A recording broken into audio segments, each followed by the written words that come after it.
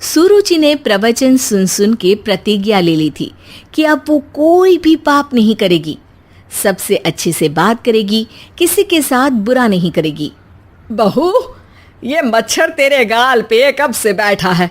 अरे काट लिया तो गाल गुलाब की तरह लाल कर देगा। बैठे रहने दो माँ जी, उसे आराम करना होगा। उसने मेरे गाल को अपना घर समझ लिया है, तो मैं उसे बेघर क्यों करूं? अरे ज्ञान की बारिश बाद में करना, अपने गाल का मच्छर हटा ले। मलेरिया हो गया तो तुझे आराम करना पड़ेगा।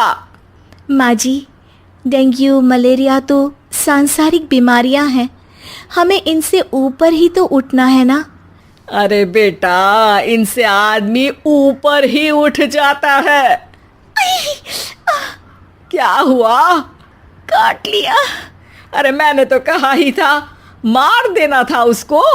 नहीं नहीं माँ जी, उसे भोजन करना था, मैंने उसे पोषण दिया है, मुझसे पुण्य का काम हुआ है।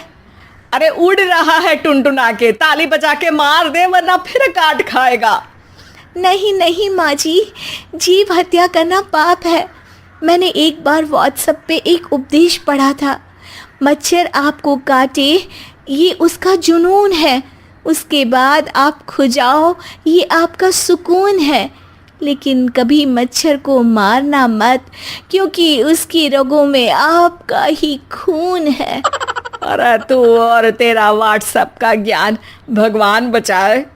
सुरुचि की ये पुण्य करने की आदत से कई बार सुरुचि का नुकसान होता, लेकिन फिर भी वो पाप से दूर रहती। सुरुचि, मेरे सर में जुएं हो गई है, निकाल दोगी? कोई आपको अपने घर से निकाले, आपको अच्छा लगेगा क्या? अरे लेकिन परेशान करती हैं जुएं, दिन भर सर खुजाता रहता हूँ।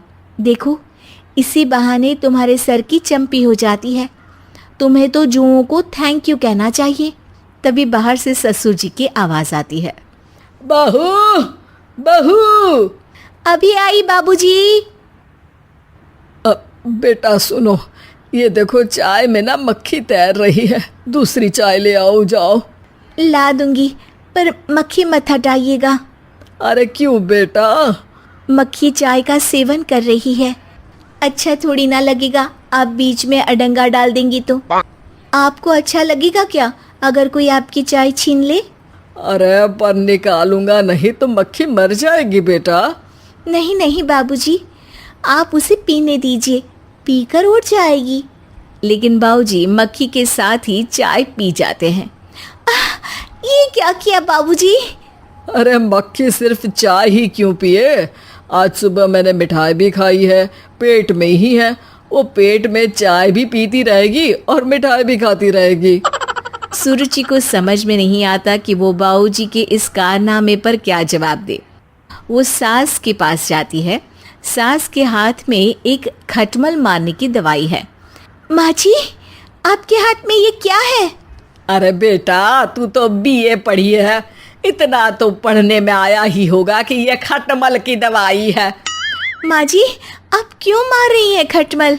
मत मारिए माँ जी, आप अपनी नींद के लिए खटमलों को हमेशा के लिए सुला देना चाहती हैं। अरे अब चुप भी हो जाओ देवी, पुरानी दवाई है, एक्सपायर हो गई है, फेंकने जा रही हूँ, नहीं मार रही हूँ खटमल। और वैसे भी खटमल से ज्यादा तो तूने हमारी नींद